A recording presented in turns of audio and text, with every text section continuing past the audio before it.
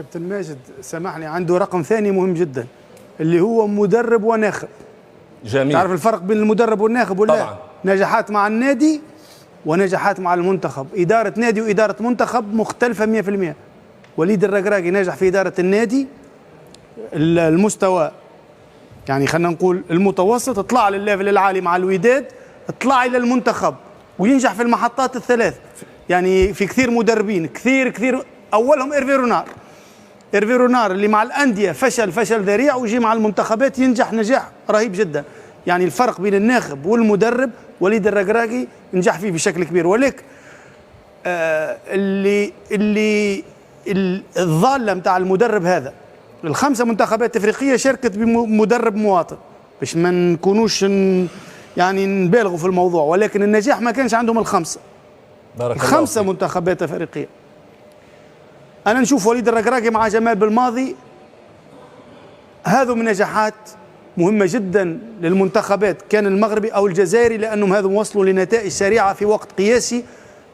طلعوا من قيمة الادوات اللي عندهم اللاعبين وعرفوا يتعاملوا معاهم. فكرة انه سايس يتناقش مع المدرب اللي ما عندوش عقدة.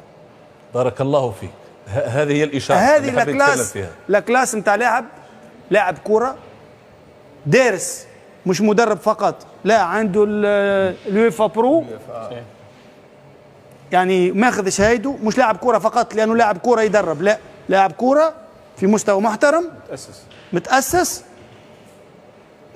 خذا شهايده، اتدرج في ما طلعش مرة واحدة وبعدين لا، اتدرج يعني، ومع التدرج في نجاحات. هذا كله يعطيك مدرب ناجح. جبال بالماضي ممكن مش نفس المشوار، ولكن اللي عملوا مع الجزائر في وقت وجيز كان استثنائي. هنا النقطة المفصلية، ما نعملوش الدروب. أنه جمال بالماضي بعد كأس أفريقيا ما ترشحش لكأس العالم.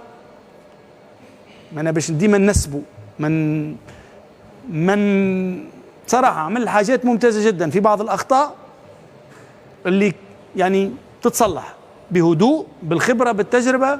ركراكي في مباراة اختيار 3 مدافعين في القلب بالسايس كلفته غالي جدا. اليوم المنتخب المغربي كانت في نرفزة أكثر من اللازم اليوم في مباراة كرواتيا. هي التجربة بعدين، ولكن في المجمل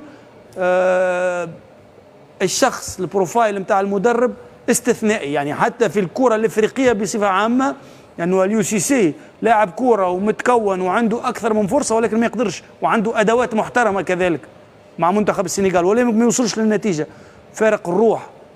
المغرب عملوا درس في حاجة اسمها روح، يلعبوا ضد مرابط اللي حكيت عليه، عامل 14 كيلومتر، 14.6 كيلومتر في مباراة اسبانيا. يعني رقم رهيب، خيالي، رهيب جدا. خيالي. قطع الكرات هذا ما نحكيوش فيه، في سن 26 وبالكونديسيون فيزيك متر 83. كابتن ماجد انا شغال على الدوري الايطالي السنه هذه، نابولي كسر الدنيا، فاز على الكل. نابولي وقفوا فيورنتينا بسفيان مرابط، وقف نص ملعب. جميل. نابولي 0-0 وما لقاولوش حل، يضغط على صانع اللعب على 3 نص الملعب. لا، هذا موضوع يعني مش جديد على فكره، ولكن اللي في كاس العالم وصل يعني في قدام العالم الكل. يعني ممكن الظرف اصعب عن دوري، ان يعني نخبه النخبه في كاس العالم. صحيح. وتظهر بهذا الشكل وتتميز بهذا الشكل.